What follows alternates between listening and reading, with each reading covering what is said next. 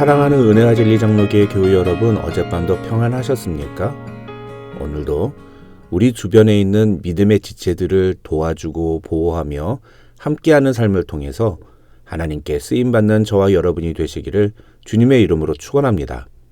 오늘 새벽에 만나 본문은 사도행전 9장 32절에서 43절입니다. 사도행전 9장 32절에서 43절을 제가 읽어드리겠습니다.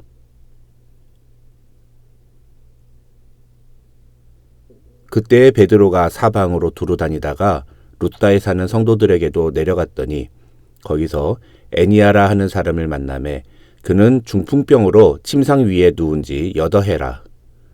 베드로가 이르되 애니아야, 예수 그리스도께서 너를 낫게 하시니 일어나 네 자리를 정돈하라 한데 곧 일어나니 룻다와 사론에 사는 사람들이 다 그를 보고 주께로 돌아오니라. 요빠에 다비다라 하는 여제자가 있으니 그 이름을 번역하면 도르가라. 선행과 구제하는 일이 심히 많더니 그때 병들어 죽음에 시체를 씻어 다락에 누이니라. 룻다가 요빠에서 가까운지라 제자들이 베드로가 거기 있음을 듣고 두 사람을 보내어 지체 말고 와달라고 간청하여 베드로가 일어나 그들과 함께 가서 이르매 그들이 데리고 다락방에 올라가니 모든 과부가 베드로 곁에 서서 울며 도르가가 그들과 함께 있을 때에 지은 속옷과 겉옷을 다 내보이거늘 베드로가 사람을 다 내보내고 무릎을 꿇고 기도하고 돌이켜 시체를 향하여 이르되 다비다야 일어나라 하니 그가 눈을 떠 베드로를 보고 일어나 앉는지라. 베드로가 손을 내밀어 일으키고 성도들과 과부들을 불러들여 그가 살아난 것을 보이니 온 요빠 사람이 알고 많은 사람이 주를 믿더라. 베드로가 요빠에 여러 날 있어 시몬이라 하는 무도장이의 집에서 머무니라. 우리는 지난 화요일과 수요일에 사울이 극적으로 회심하여 담대한 복음 전도자로 변화되는 놀라운 장면을 살펴보았습니다. 이제 누가는 다시 초점을 베드로에게로 향합니다. 오늘 본문인 사도행전 9장 32절부터 43절에는 베드로가 유다와 사마리아 지역을 두루다니며 행한 두 가지 놀라운 기적의 사건이 기록되어 있습니다. 결론부터 말씀을 드리면 오늘 본문에 기록된 이 기적의 사건들은 단순히 개인적인 치유와 부활의 이야기가 아닙니다. 이 이야기들은 사도들의 손을 통해 나타난 하나님의 능력이 복음 전파에 어떤 의미가 있었는지를 보여주는 내용이라 할 수 있습니다.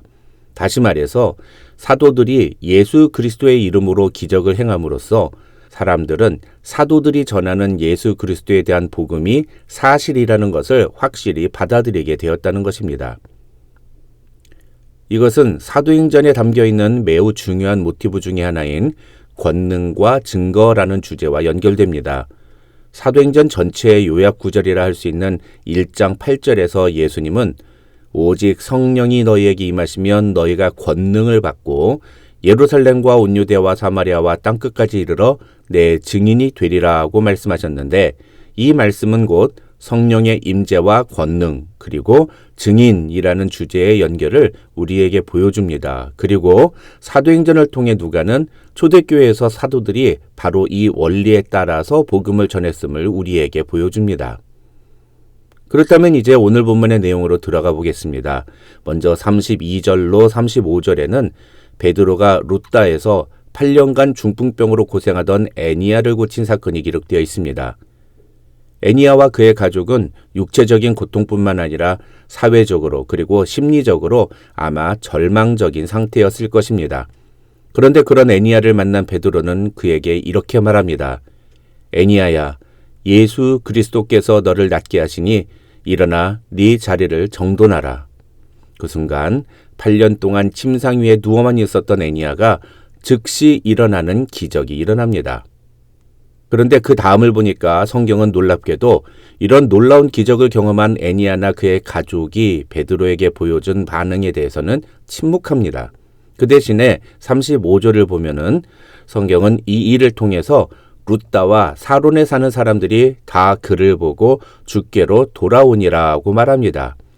앞서 말씀드린 바와 같이 이것은 오늘 본문의 목적이 애니야라는 한 개인이 중풍병을 고침받았다는 사실을 소개하는 것이 아님을 우리에게 보여주는 증거라고 학자들은 설명합니다. 누가가 이 내용을 기록한 진짜 이유는 베드로가 애니야를 중풍병에서 고친 것을 본 루다와 사론의 사람들이 그제서야 베드로가 전한 예수 그리스도의 복음도 진실이라고 믿게 되었다는 것을 이야기하고 싶었다는 것입니다. 34절에서 베드로는 분명히 예수 그리스도께서 너를 낫게 하셨다며 애니야의 병을 고칩니다. 이것이 베드로에게 임한 능력이었습니다. 우리에게도 이런 능력이 있다면 복음을 전하는데 훨씬 용이하지 않겠습니까? 그런데 왜 성령께서는 우리에게는 베드로와 같은 이런 권능을 주시지 않는 걸까요? 그런 점에서 우리는 34절에서 베드로가 한 말들 중에서 예수 그리스도께서 너를 낫게 하셨다는 말보다 일어나 네 자리를 정돈하라는 말에 더 주목할 필요가 있습니다. 이것은 중풍병에서 치유받은 애니야에게 이제는 정상적인 생활로 돌아가라, 더 이상 절망과 좌절 가운데 빠져있지 말라 하는 의미입니다. 그런데 우리가 베드로와 같이 8년 된 중풍병자를 치유할 수 있는 능력은 없어도 절망과 좌절 가운데 빠진 사람에게 소망과 용기를 불어넣어주고 그 사람이 다시 일상으로 돌아갈 수 있도록 도울 수는 있지 않습니까? 만약 누군가가 우리 때문에 작은 소망을 갖게 되고 그래서 삶의 변화가 일어난다면 그러면 그 사람도 오늘 본문에 나오는 애니야와 같은 기적을 경험한 것이라 볼 수 있지 않겠습니까? 그렇다면 우리에게 베드로와 같은 치유의 능력은 없을지 몰라도 다른 사람의 삶을 회복시키는 성령의 권능이 함께 하시는 것이라고 말할 수 있지 않겠습니까? 사랑하는 성도 여러분, 저는 우리 은혜와 진리 장로교회에 속한 성도들에게 성령께서 이런 놀라운 능력을 부어주시기를 간절히 기도합니다. 여러분을 통해 다른 사람들이 절망에서 희망을, 낙심에서 기쁨을, 아무것도 할 수 없었던 상태에서 그 자리를 일어나 정돈하는 놀라운 변화를 경험하게 되기를 주님의 이름으로 축원합니다. 그럴 때에 우리가 전하는 복음이 진리라는 사실을 많은 사람들이 알게 될 것입니다. 디모데후서 3장 5절에서 바울은 현대인들의 모습을 지적하면서 디모데에게 경건의 모양은 있으나 경건의 능력은 부인하니 이 같은 자들에게서 내가 돌아서라 하고 권면합니다. 과연 우리는 경건의 모양만 갖춘 채 경건의 능력은 전혀 발견할 수 없는 불신자들과 다를 바 없는 모습은 아닌지 이 아침에 돌아보는 저와 여러분이 되시기를 주님의 이름으로 축원합니다. 그 다음 36절부터 43절에는 요바에서 살았던 다비다라 하는 여제자 도르가에게 행한 베드로의 기적이 기록되어 있습니다. 이 사건은 성경에 몇 번 나오지 않는 죽은 사람을 살린 기적의 사건입니다. 구약 성경에서는 엘리야와 엘리사 선지자만이 죽은 사람을 살렸고 신약에서도 예수님과 베드로 그리고 바울만이 죽은 사람을 살리는 기적을 행했습니다.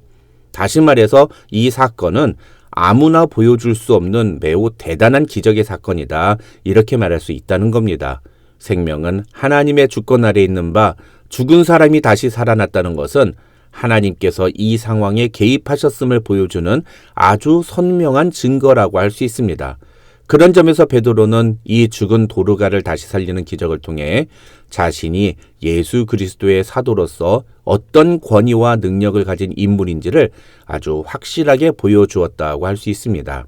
그런데 이 사건을 가만히 보면 베드로는 앞선 애니야 때와 달리 다비다를 살려는 이 기적을 다른 사람들에게 보여주지 않습니다.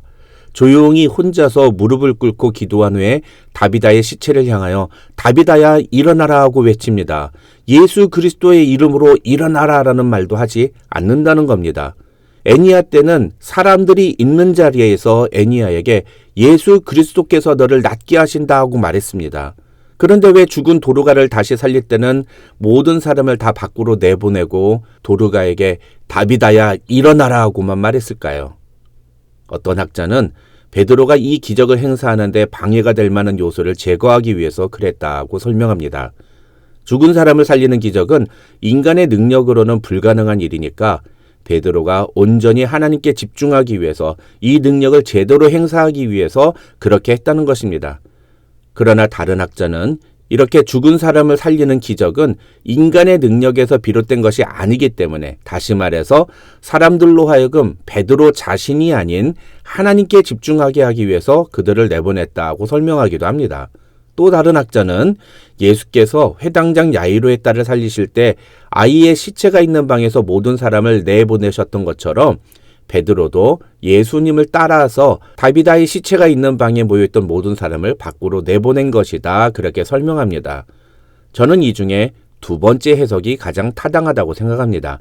다시 말해서 베드로는 자신이 죽은 도르가를 다시 살리는 장면을 사람들이 목격하면 그것을 통해 사람들이 하나님께 주목하기보다는 이 능력을 행한 자신에게 주목할 가능성이 높기 때문에, 그래서 사람들을 밖으로 내보냈다는 것입니다. 42절의 기록도 이런 사실을 뒷받침하는 증거라고 할 수 있습니다. 죽은 도르가가 다시 살아났다는 사실이 온 요빠 사람들에게 알려졌지만 그들은 베드로에게 주목하지 않았습니다. 그 대신에 누가는 많은 사람이 주를 믿더라고 말합니다. 죽은 사람이 살아나는 이 엄청난 기적이 오로지 예수 그리스도를 증거하는 근거로만 사용된 것입니다. 그런데 오늘 본문에 기록된 애니아와 도르가의 이야기에 숨은 사실이 하나 있습니다. 그것은 이 치유와 부활의 기적을 통해 루다와 요빠 교회가 크게 부흥했다는 것입니다. 다시 말해서 이 기적의 사건들이 한 개인의 사건으로만 머무른 것이 아니라 교회 공동체 전체에 엄청난 파급 효과를 불러일으켰다는 것입니다. 오늘 본문이 기록된 시점에서 예루살렘 교회 상황은 여전히 핍박과 박해로 살기가 등등한 그런 현실이었습니다. 그러나 그런 상황 속에서도 복음의 능력이 선포되는 곳에서는 교회가 부흥하는 역사가 일어남을 오늘 본문은 우리에게 보여줍니다. 무슨 말입니까? 상황과 현실 때문이라는 변명은 통하지가 않는다는 것입니다. 정말 중요한 것은 우리도 성령의 능력으로 복음을 증거하는 것이라는 겁니다. 과연 우리는 예수 그리스도의 능력을 나타내고 있는지, 우리는 그것을 통해 예수님께만 집중하고 있는지, 오늘 이 아침에 우리 자신을 돌아보고 하나님께서 우리 교회에도 이런 놀라운 능력을 부어주시기를 함께 소망하는 저와 여러분이 되시기를 주님의 이름으로 축원합니다.